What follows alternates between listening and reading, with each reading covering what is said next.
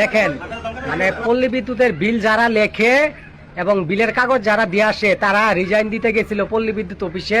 Resign দেওয়ার কারণ হইলো মানে অটোমেটিক কারেন্ট ছাড়াই যে মিটার ঘুরে, কানেকশন ছাড়াই অটো চলছে। এরপরে কি হইলো, এটা যখন গ্রাহক লাগাবো, গ্রাহক যদি ঢাকা থাকে বাড়িতে নাই, কিন্তু গ্রাহক যেদিনকে মানে বিলের কাগজ যাবে সে দেখতে পাবে যে তার অনেক টাকার বিল। ভিডিওটা শেয়ার করে দিয়ে একটু দেখুন জনগণ, কারেন্ট ছাড়াও মিটার ঘুরে আর হাজার হাজার টাকা বিল আসে। এটা যখন গ্রাহক লাগাবো। আসসালামু আলাইকুম প্রিয় দেশবাসী, সবাই কেমন আছেন? এই দেখেন, এই ভিডিওটা দেখেন এই ভিডিওটার মধ্যে যে ভিডিওটা বলছে, আসলে কিছু মানুষ আছে এখনো সৎ। দেখেন ওই পল্লী বিদ্যুতের যারা মাঠে বিল লেখে, দেখে অনেক গরিব মানুষ আছে তারা বিল দেওয়াটা অসম্ভব, তাদের বিল ডাবল আসে, অফ থাকলেও কারেন্ট অফ থাকলেও ঘুরে।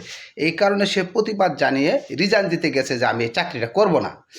দেখেন অফিসারটা কী ব্যবহারটা করলো। আসলে এদেরকে আইনের আওতায় নিয়ে তাদেরকে একটা ব্যবস্থা করা।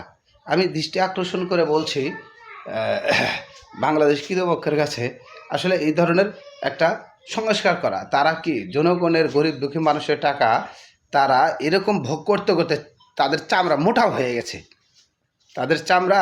মোটা হয়ে গেছে। দেখেন যে এই ফিল্ডে কাজ করে মাঠ কর্মীটা রিজাইন দিতে গিয়ে তার সাথে কী অপব্যবহারটাই না করলো।